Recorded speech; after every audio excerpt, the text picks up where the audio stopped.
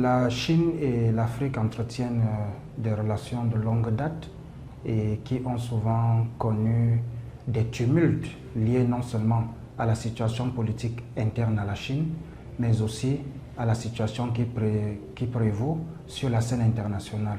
C'est ainsi que pendant les premières années de la mise en place de la République populaire de Chine, c'est-à-dire en 1950, les relations entre la Chine et les pays africains étaient calquées sur la guerre froide qui avait cours à l'époque.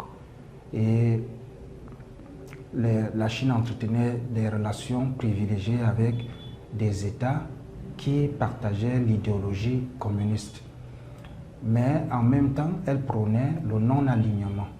Et aujourd'hui, dans le sillage de la mondialisation, les liens n'ont fait que se resserrer entre les pays africains et la République populaire de Chine, même si cette coopération n'est pas exempte de reproches, mais les pays africains et la Chine entretiennent des relations de longue date.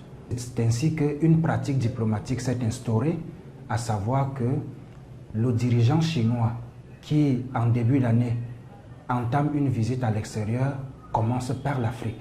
Donc la visite de ce haut dirigeant dans les 4 pays africains, qui a commencé le 4 et qui s'est achevé le 9, s'inscrit tout simplement dans le prolongement de cette pratique diplomatique entre la Chine et les pays africains. Les retombées d'abord sur le plan politique, comme je l'ai dit tantôt, c'est le resserrement des liens, parce que la Chine et les pays africains se soutiennent mutuellement dans les instances internationales, c'est-à-dire militent pour une convergence de vues. Vous savez bien que la Chine prône et la Chine est pour le multilatéralisme dans les relations internationales.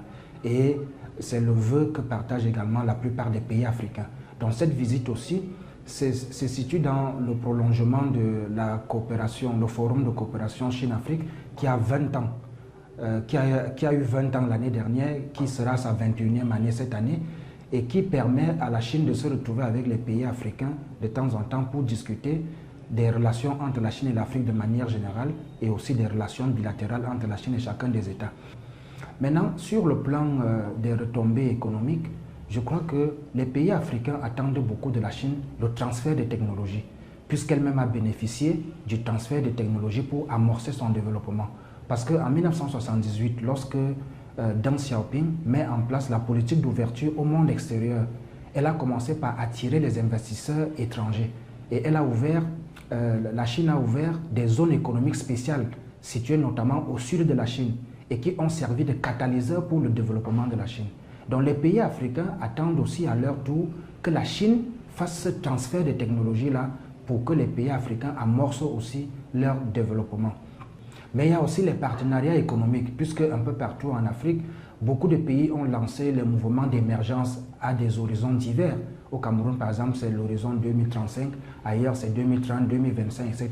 Donc il y a beaucoup de projets, que ce soit dans les bâtiments, travaux publics qui sont en cours, et la Chine est à la recherche de partenariats économiques et cherche à gagner des marchés de construction, des routes et autres dans les pays africains.